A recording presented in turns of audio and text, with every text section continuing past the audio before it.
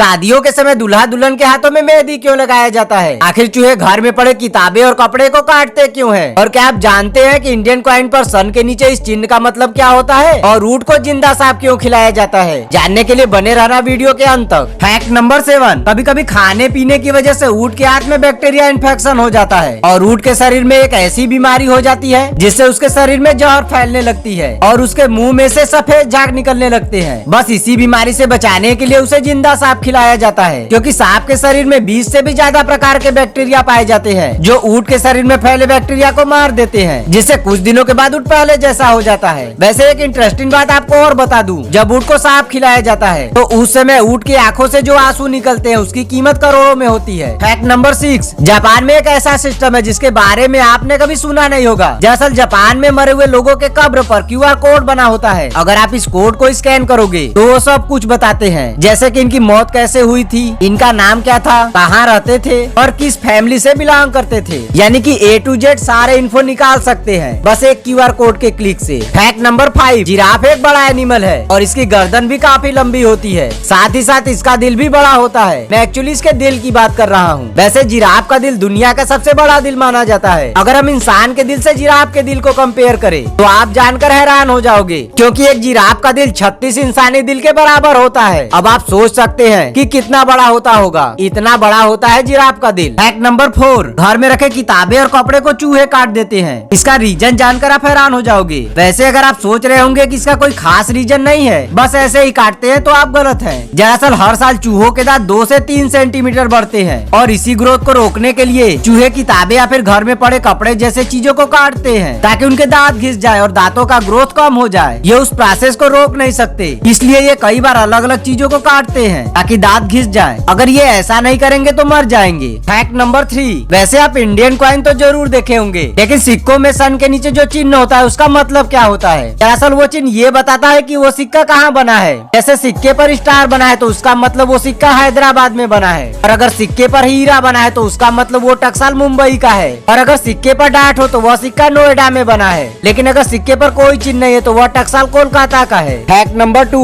बिच्छू काटने से कितना दर्द होता है ये तो उन्हीं को पता होगा जिसको बिच्छू ने काटा होगा। लेकिन क्या आपको पता है कि बिच्छू के डंक से जो लिक्विड निकलता है वो कितना महंगा होता है? नहीं ना? तो आपको बता दूं कि बिच्छू के डंक से जो लिक्विड निकलता है उस लिक्विड के 1 लीटर की कीमत करीब 71 करोड़ से भी ज्यादा होता है।